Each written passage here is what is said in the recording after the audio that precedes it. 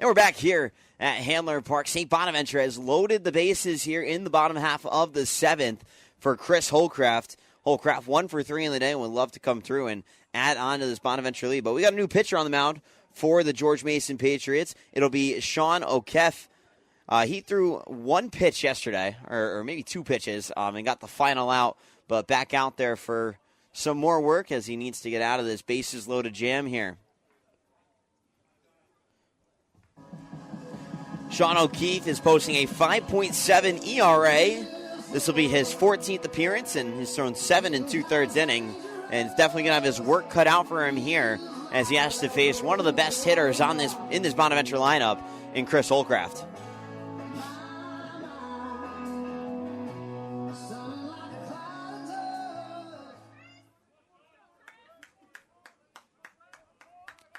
So Holcraft steps in, the 0-0.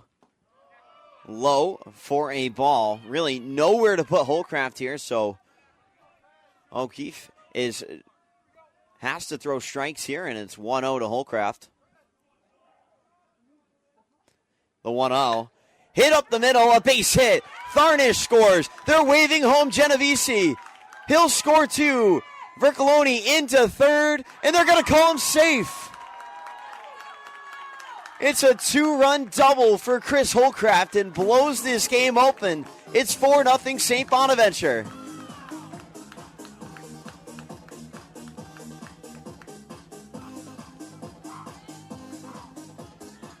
It's a great piece of hitting there from Chris Holcraft. Hit it right up the middle.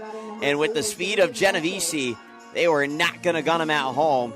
And now with runners on second and third, it'll be David Marshall at the plate. The infield's going to play in, so anything hard hit has a chance to get through.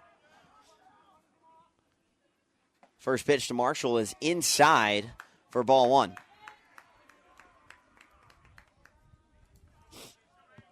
So Holcraft comes in a big spot and extends this Bonaventure lead. The pitch to Marshall swung on and missed. And the count's even at 1-1. Bonaventure struggled to hit the baseball in the first 2 games, now have 8 hits and have scored 4 runs today. The 1-1 to Marshall is low and away for ball 2. Those runs, of course, will be charged to Logan Rumberg, who came in and failed to get an out. The 2-1, hit on the ground, chop. Marshall will be out at first as that one play was made by Klein. So it'll be a 6-3 put out, but an RBI for David Marshall.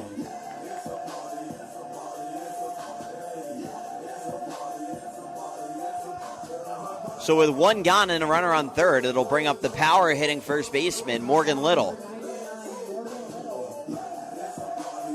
Little in search of his first hit today, 0 for 2 with a walk.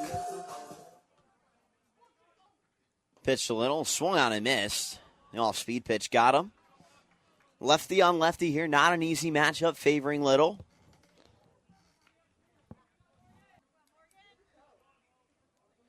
The 0-1 to Little. In there for strike 2, and O'Keefe ahead in the count, 0-2.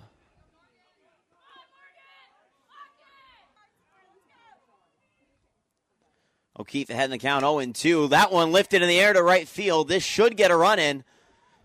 Catch is made by Hull, tagging his Holcraft. The throw to the plate, not in time, and it's a sac fly for Morgan Little.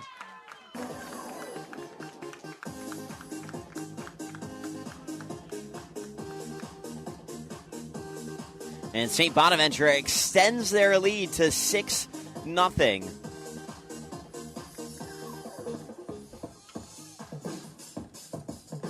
And that'll bring up Rob Menino, the designated hitter. Menino, 1 for 1 on the day with a hit by pitch and a sac bunt.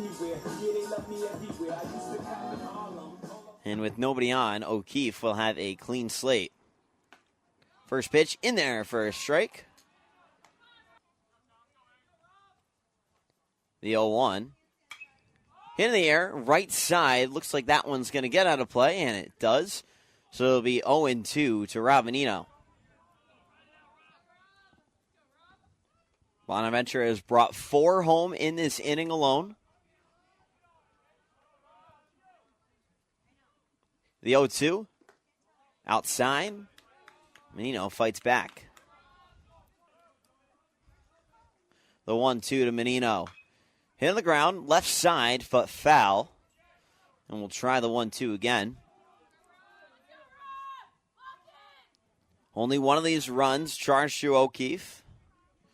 O'Keefe deals, swing and a miss, strike 3, but it trickles away from the catcher. The throw on to first is wide, but gets his foot on the bag for the strikeout. So at the end of 7, Bonaventure scores 4 and jumps out to a 6-0 lead. Stay with us on the Bonnie's Online Network.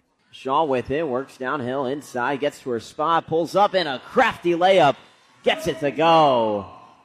And Shaw finally gets the Bonnies on the board in this second quarter and ends the 10-0 run by St. Louis.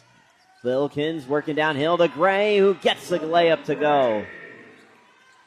Brooklyn Gray, one of the best 6 women in the country, and showing why.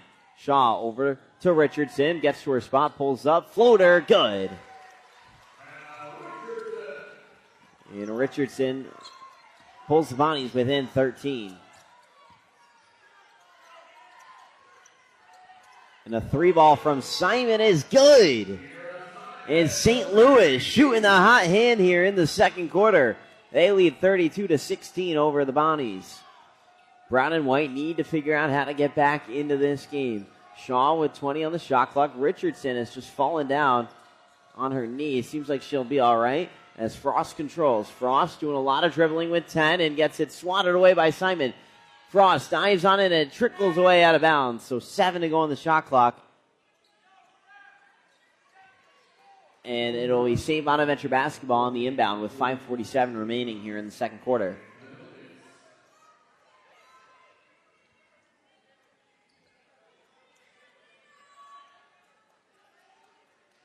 So Pettinelli will have the inbound.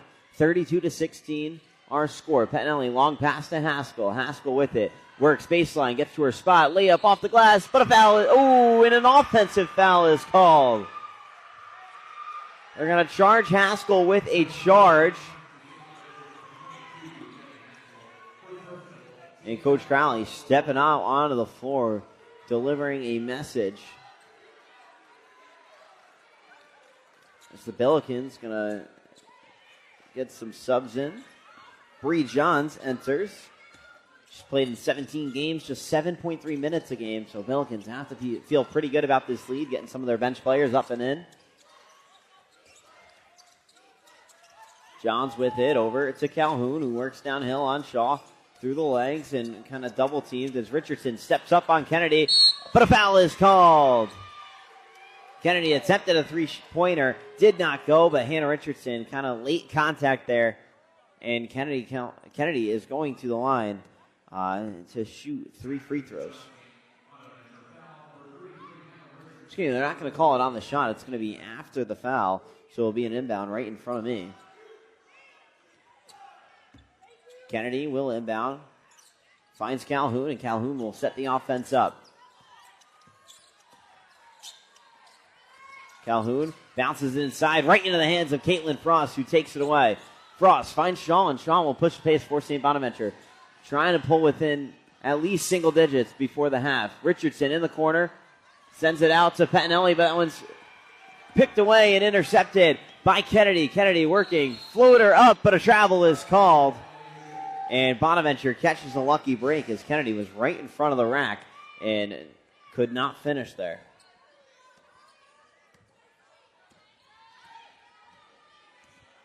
Zoe Shaw will push the pace for St. Bonaventure. Down 16 with under 5 to go. Shaw over to Haskell. Haskell works inside, gets to her spot, has no shot available, finds Shaw. Shaw floater to the glass, and what a tough shot there from the freshman. Could not get it to go. Calhoun with it. Calhoun finds Wallace. Wallace thought about it. Instead, will kick it over to Calhoun. Calhoun pulls up a 3. On the way, too short, not enough on it. And Richardson comes up with the rebound. Finds Frost, who will find Shaw to push across the timeline. Shaw working through traffic. Finds Pettinelli. Pettinelli over to Richardson. Richardson works downhill inside, gets it swatted away. Finds Frost, though. Shaw in the corner with 8. Shaw pulls up, and it's good. Zoe Shaw gets the Bonnies back within 13. And St. Bonaventure needs a little magic here to pull within single digits and send this close into the break. Johns has it. Finds Calhoun.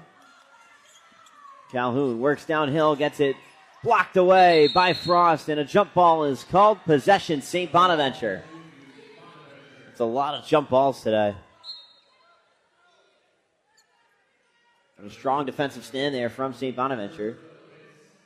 And with 3:36 remaining, St. Louis leading 32-19. St. Louis in a scoring drought, have not scored in the last 2.5 minutes. But have been playing some really good basketball. Shaw inside to Frost. Frost working baseline through traffic. Finds Pettinelli. 3 ball on the way. Buckets! Mackenzie Pettinelli cuts it to 10. And don't look now, but St. Bonaventure on a bit of a run here. I'm here with Trent McDuffie. And Trent, this is year 3 and your 3rd Super Bowl. I mean, just walk me through. You don't know what a non-Super Bowl year is like. That's facts. You said it there.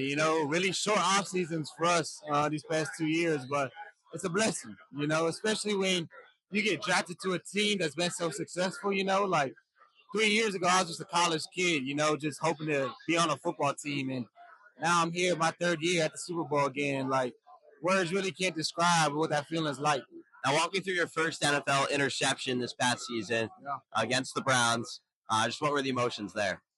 Man, like, you always wonder, like, what that pick is going to feel like. You know what I mean? You talk about dancing. You talk about, I'm going to jump in the crowd. Like, I'm going to do something crazy. And then when I got it, bro, like, I got up. And, like, I seen the ref say that I got the pick.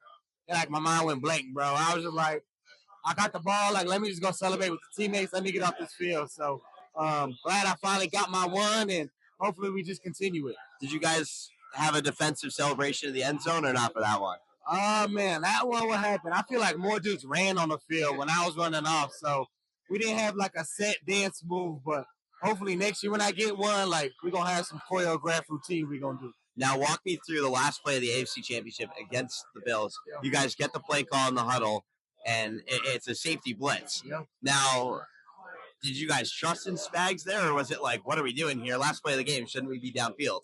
When you play for Spags, you realize that any play call can be called at any time. So when you heard the play call, I immediately ran to the blitz side. I'm like, I'm finna go blitz because this is a big call. And, bro, sure enough, as soon as I came off the line, like, Jay Reed was free, George was free, I was free.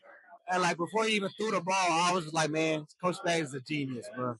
I got to say, I go to school near Buffalo. Okay. So I'm not a Bills fan, but I watched the game with a lot of Bills fans, and they were not happy. I'm sorry. Yes, sir. I know they were sick. All right, I appreciate the time. No doubt. Appreciate you, bro.